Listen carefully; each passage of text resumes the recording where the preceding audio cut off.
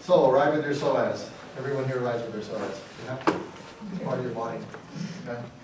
Not all of us know how we're using our psoas or we're conscious of that we are using our psoas. Interesting. It wasn't until I was on the back of a horse that the horse was my graduate school teacher.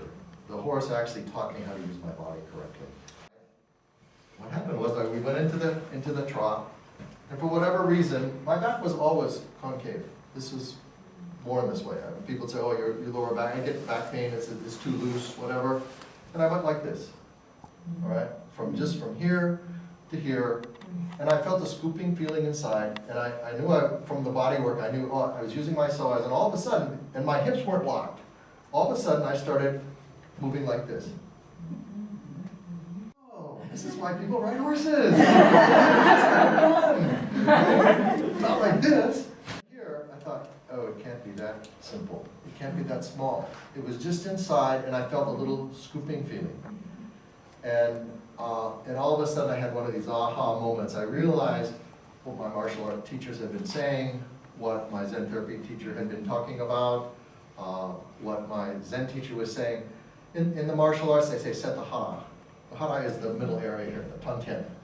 So what my experience was is from the inside out, I experienced how to use my psoas. The people who are successful at doing things with their bodies use their psoas. None of them know it. Okay? It's what I call unconscious competence. If your posture's not correct, the breathing cannot be correct. I want you to give me a nice arched back and take a deep breath. Where does it stop? It stops here, right? Now, I want you to think about leveling your pelvis. Think about rolling your pelvis back a little bit. Don't collapse, but just roll the pelvis back. Now take a breath. Goes all the way down, right? Posture, there's three things I want to talk about. First is tone, next is self-carriage, and the third one is movement. Tone is a combination of strength, which you get with tension, and flexibility, which is what you get with relaxation. You have to have both. She's relaxed. Great. Okay. Tense. Women who ride horses. I could maybe. I'd have to really train. Okay, now. Pull the water. Okay, this way. Now I can't do it at all. Okay? The reins thumbs up. Attention here. What happens if you just and this is a principle. Thank you. Less is more. Next part is self-carriage. Here, we climb up on our horses' backs, right? It's our job to support ourselves. I used to have a website. The name was www.ahorsesnotachair.com. How do we develop self-carriage? You need two things. You have to be stable, and you have to have lift.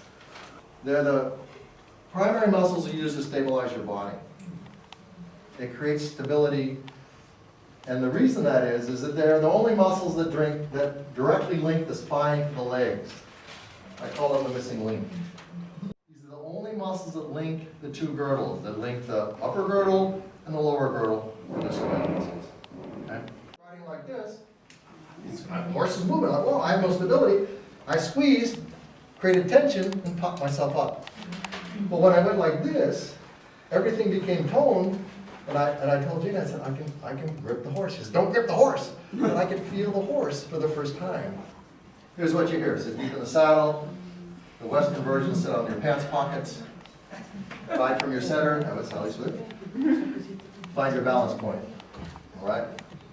These are all describe people's experience of using their body, what you're supposed to do. I say use your psoas muscles. Maintain the psoas are the true core muscles. If the pelvis is level, the psoas actually fall back. And this is probably the most important thing for you to see here. The psoas come like this. See this? They come like this. This is the scoop. That's the most important part with the psoas. If you can scoop, then you can